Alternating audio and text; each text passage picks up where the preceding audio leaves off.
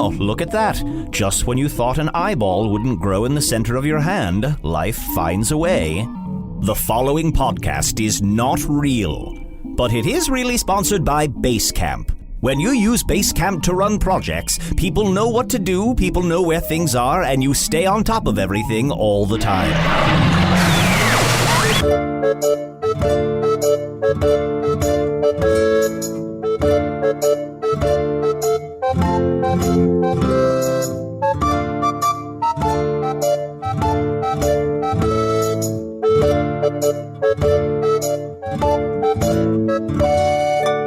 Hello from the Magic Tavern, a weekly podcast from the magical land of Foon. I'm your host, Arnie Niekamp. In case you haven't listened to the podcast before, I'm from Chicago. I, about a little over a month ago, fell through, I guess, some kind of like magic portal behind a Burger King into the land of Foon. It's sort of like, I guess, Narnia is like the closest thing I could describe it to. Anyway, I'm still getting a really weak Wi-Fi signal through the portal from the Burger King, so I have a little bit of internet access, not much, and I'm using that to post a podcast every week that I record here in the Tavern, the Vermilion Minotaur in the land of Foon. So thanks so much for listening. As always, or as almost always, I'm joined by Usidore the Wizard. Ah, yes. I am Usidore the Wizard, wizard of the 12th realm of Ephesius, master of light and shadow, manipulator of magical delights, devourer of chaos, champion of the great halls of Tarakas. The elves know me as Fiang Yalik.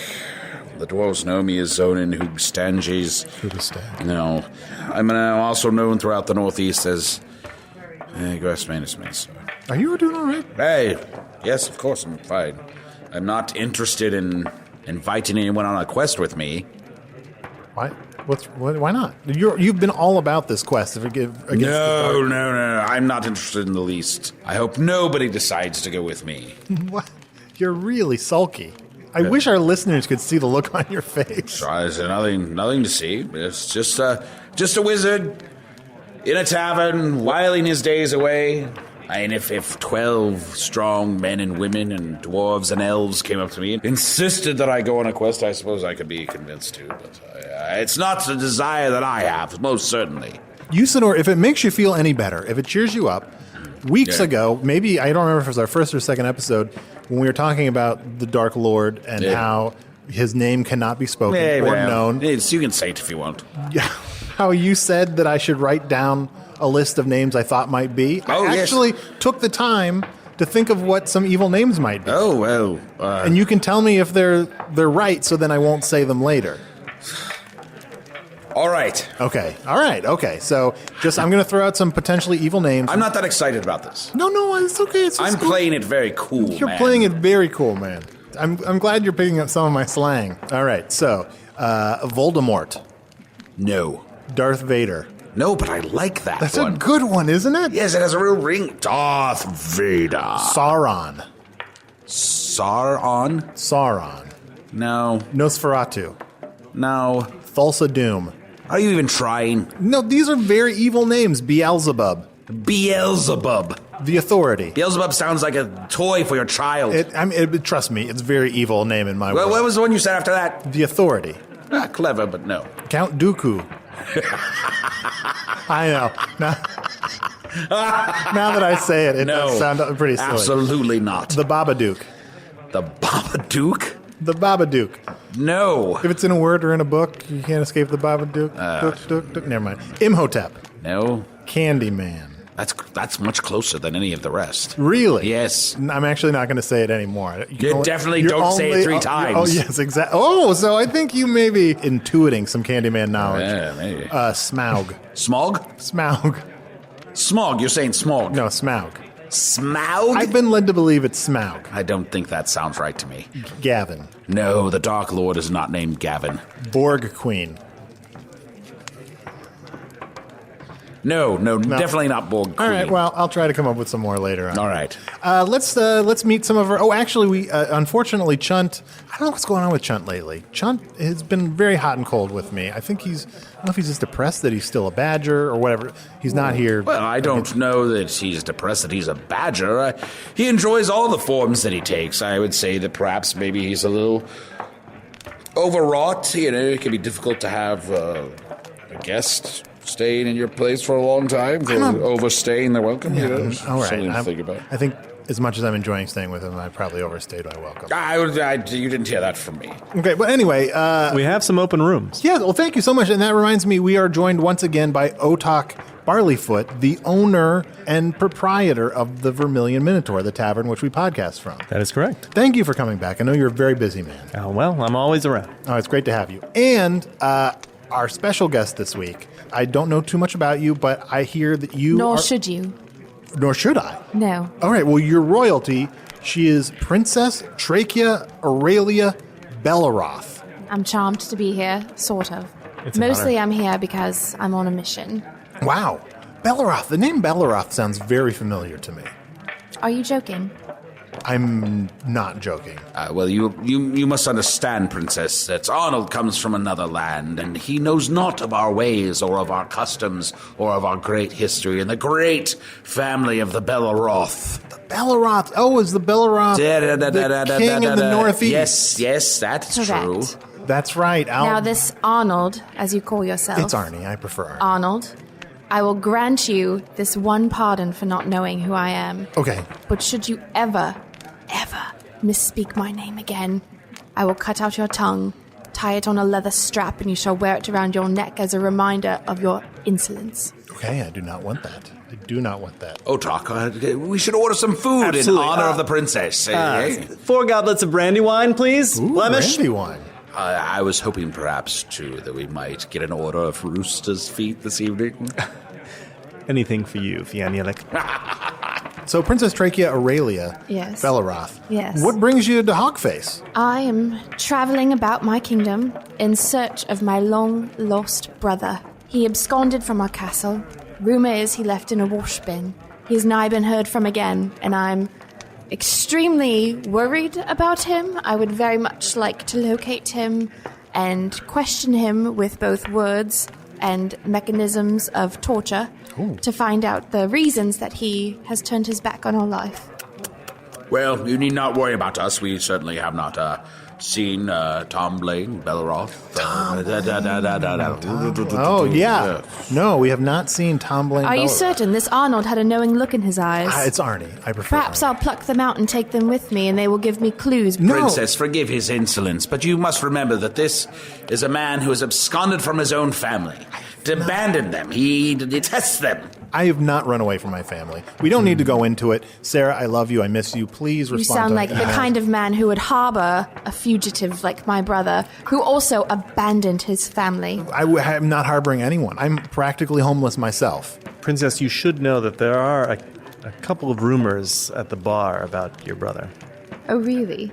No, yes, I haven't heard these. Would you care to Otok. enlighten me, so perhaps it might help me in my quest? Well, I can tell you one. All right. Just one. And otherwise... And then you would have to order a second That's- drink. well, I'm that's how it learning. goes. I'm learning this. With the second drink comes a second rumor. Good work, Arnie. Well, the first rumor is that he's gay. Why is that always the first rumor? That is always the first rumor here. As in he enjoys the company of men? Exactly. Well, certainly, what man doesn't enjoy the company of other men for hunting and woodworking or swordsmanship? Perhaps you're all gay. I don't like Arnie. I don't like hunting. There is a or rumor woodwork. about Arnie. Look here. This Foon is generally pretty progressive as far as I can tell. But for some reason, the first rumor about everyone is that they're gay. Well, when it isn't an issue, it was apparent that you've told me it is in your world, that some people look down upon this, then why not? Why not go with it? Perhaps Otok's gay. Perhaps Arnold is gay. Perhaps the princess is gay. I myself have lain with women. See, it is not a problem. Well, let's talk about that. I choose to lay with women because then there's no chance of me producing an heir, or usurper, as I like to think of it. Oh.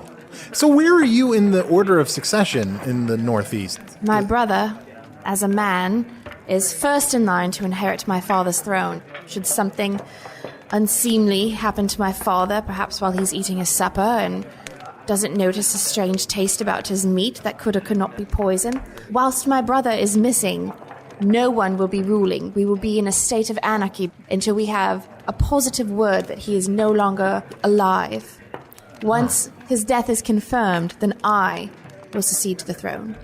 So you could be the queen of the Northeast. Yes, if both my father and then my brother die. Brutally, horribly, in an agonizing way. Trachea-Aurelia, Yes.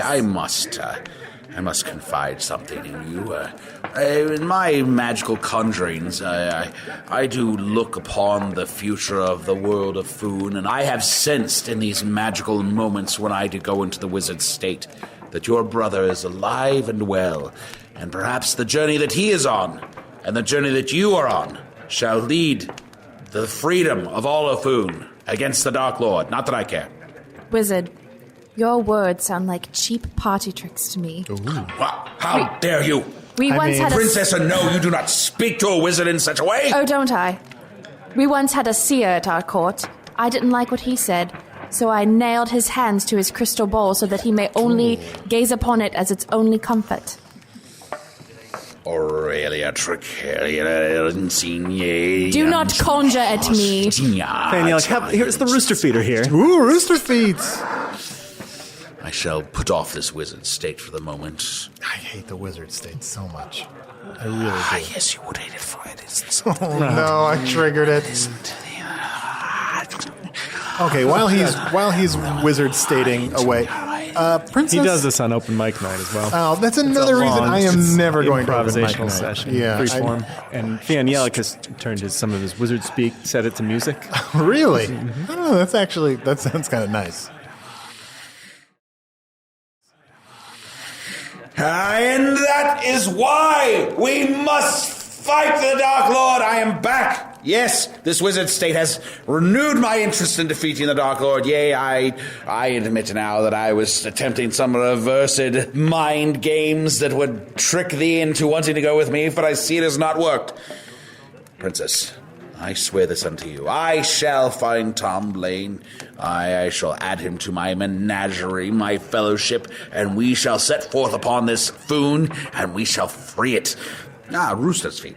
Let's get to know the real Princess Trachea-Aurelia Belaroth. Let's just get inside your head. I'm excited to be interviewing what sounds like one of the more famous people in Foon. That is accurate. Absolutely. Walk us through your day. Well, when I'm home at the castle, I'm awakened by my ladies. I am dressed and accessorized and beautified. I retire downstairs to have breakfast with my parents, which is a horrible, boring, angering task because they are fools who know not how to lead a land.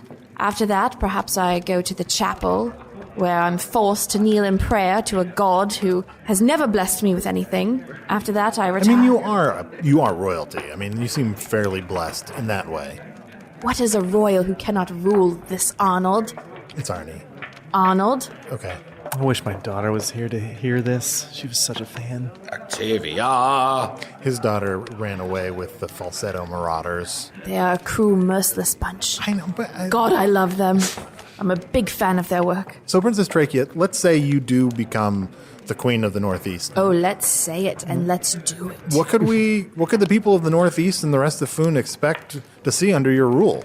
What they can expect to see is a drastic change in their day-to-day lives. Right now, everyone is forced to live in this grey area where they know not if their actions are acceptable or will warrant some type of reprimand.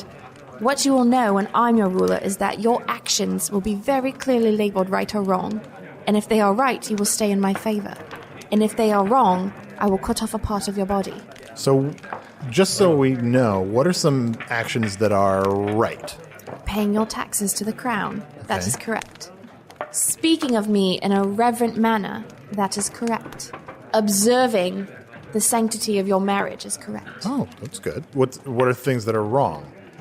Everything else. Those are there are 4 things that are correct. Yes. It should simplify your lives to only have 4 things to worry about. As a ruler, I have many things to worry about, and I can tell you it's a challenge. It's difficult to keep your thoughts straight when there's more than 4. That is a scientific fact. Is it all right if, just to be clear, if we take turns submitting things and you let us know if they are right or wrong? I suppose. Fishing. Wrong, and I would cut your hands off so that you may not reel your rod. Selling your goat To what end? to pay for food. Right. Oh, wow. Okay, so there's more. There are more right things. Unless that goat is your wife.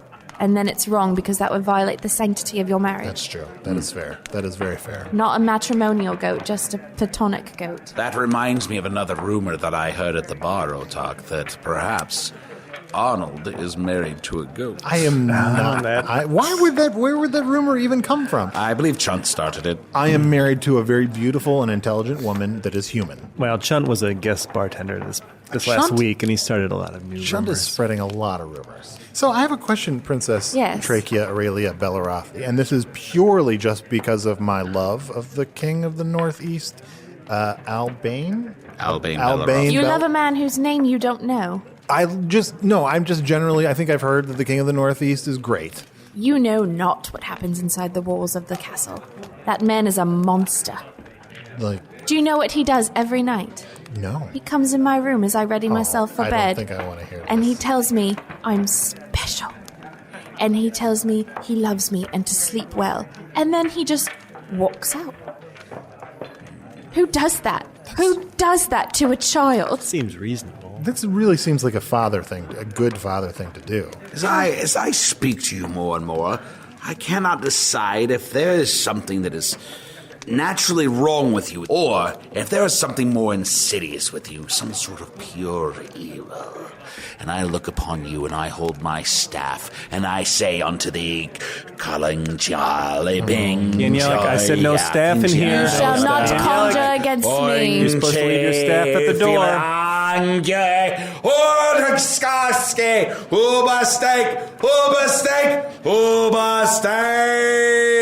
I swear he said Gabade Sibade in there More somewhere. melodic than usual. I have yet to see you do magic that does anything. Can you put your staff by the door? Yes.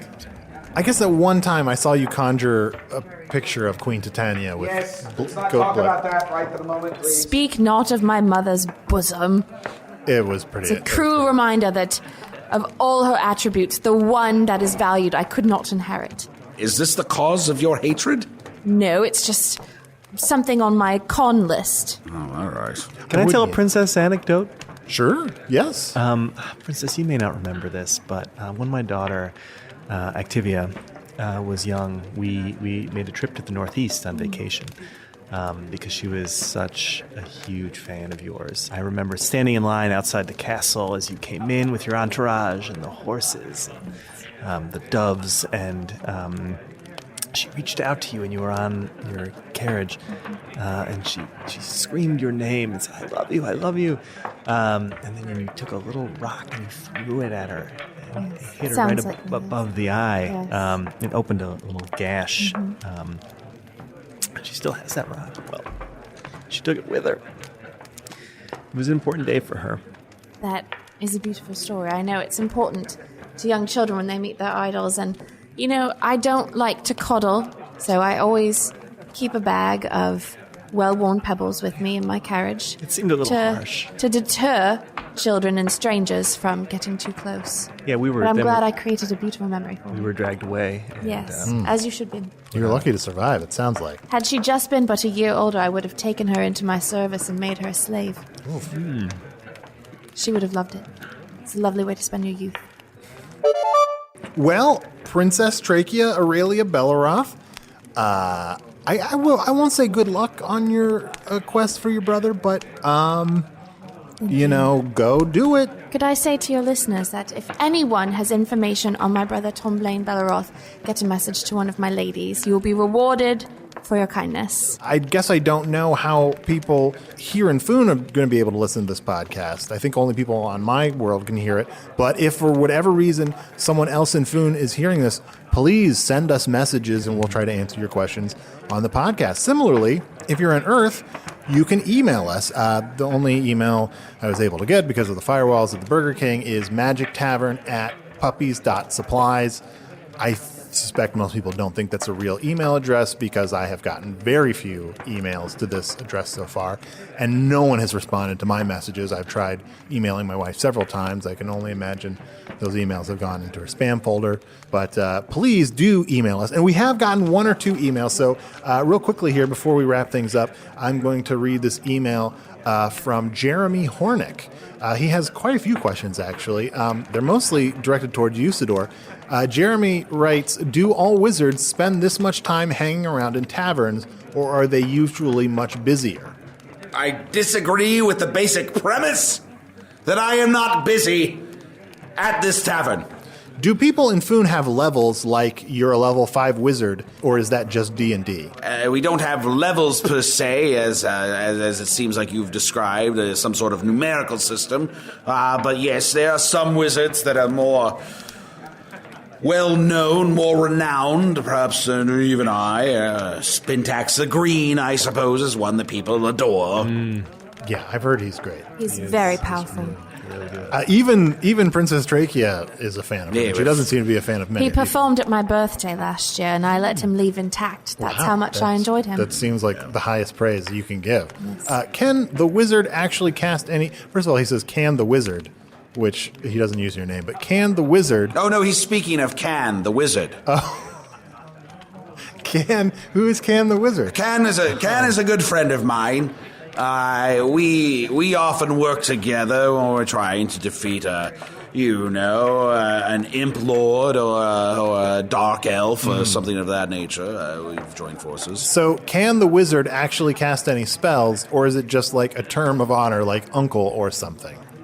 Can definitely cast spells, yes. Can enchanted this inn. In what way is the Vermilion Minotaur enchanted? Well, keeps out, goblins. Oh, that's good. That's good to know. Pretty standard. No goblins. Pretty standard. Yeah, no goblins. So I probably, if I wanted to have... I have not. You haven't seen one, right? As far as I know, I haven't. If you ever want to have a goblin on the show, though, I could probably cast some sort of protective spell around it to get it in here, but I don't know why you'd want to have a goblin on here. Okay, the final question from Jeremy Hornick is, seriously, is he really a wizard? He just seems kind of like a weirdo. That's all for today. Well, I would have to say that I of course, am a wizard, and Can is a wizard. Magic is a tricky mistress, though, and not always available whenever you would want it to be. Sometimes it requires a certain alignment of stars and fates to come into play. And simple tricks, I can do it any time I wish. All right. Well, thank you so much. Thanks for joining us, and... as always, I like to do the send-off at the end of the podcast. Long live King Albane Belaroth. Long live King Albane Belaroth. Long live King Albane Belaroth. I feel the opposite.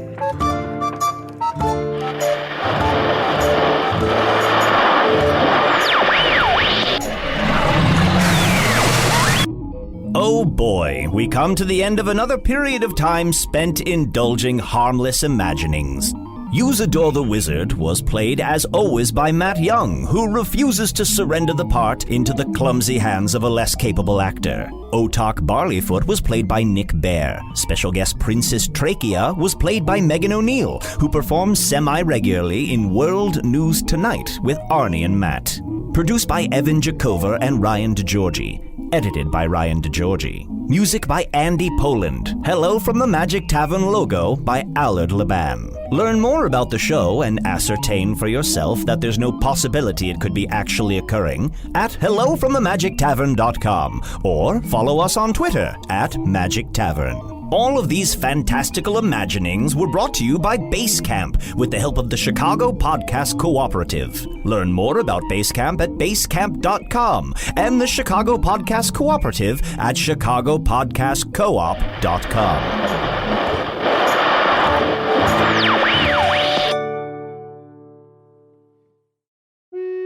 Hey, thank you for listening to Hello from the Magic Tavern. A great way to support the podcast is to join our Patreon. You'll get ad-free versions of our entire back catalog, including all the Magic Tavern spin-offs like Offices and Bosses, Iron Spintax, Shadow Sit. There are a lot of them. There are 2 new exclusive bonus episodes every month, Discord, all kinds of stuff. To get more information, go to patreon.com/Magic Tavern. That's patreon.com/Magic Tavern.